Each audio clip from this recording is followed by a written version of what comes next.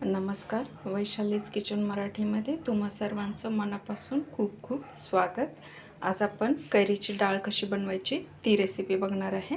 त्यासाठी लागणारं साहित्य आपण बघून घेऊया. या ठिकाणी मी 1 वाटी हरभऱ्याची डाळ घेतलेली आहे. मी याला रात्रभर भिजवून घेतलेले आहे. सकाळी यातलं पाणी काढून घेतलेलं आहे. त्याच्यामध्येच आल्याचा तुकडा, 2 हिरव्या मिरच्या, चवीनुसार मीठ घातलेलं आहे. हे आता आपण पाट्यावर सुद्धा वाटू शकतो. जर तुम्हाला वेळ नसेल तर तुम्ही मिक्सरला पण जाडसर असं फिरवून घेऊ शकता.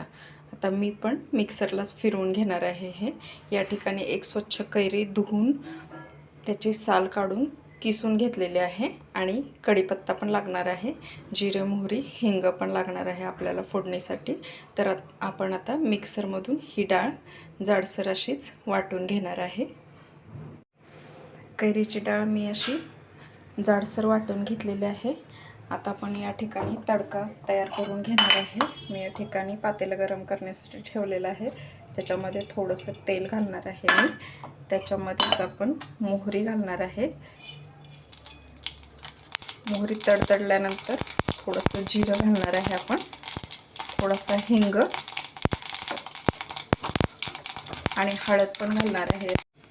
थोडीशी हळद घातलेली आहे या ठिकाणी मी. आता थोडासा कढीपत्ता पण आपण घालणार आहे याच्यामध्ये.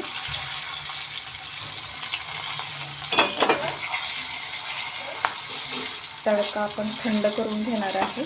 तोपर्यंत आपण कैरीची डाळ आणि कैरी मिक्स करून घेऊया.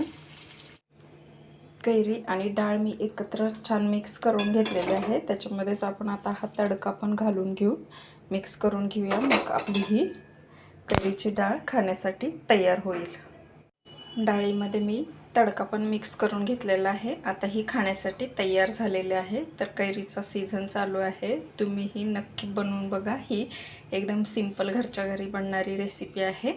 रेसिपी आवडली असेल तर लाईक, शेअर, कमेंट आणि सबस्क्राईब करायला विसरू नका. सोबतच बेल आयकॉनही प्रेस करा, म्हणजे तुम्हाला माझ्या नवनवीन रेसिपीज बघायला मिळतील. तोपर्यंत खात राहा.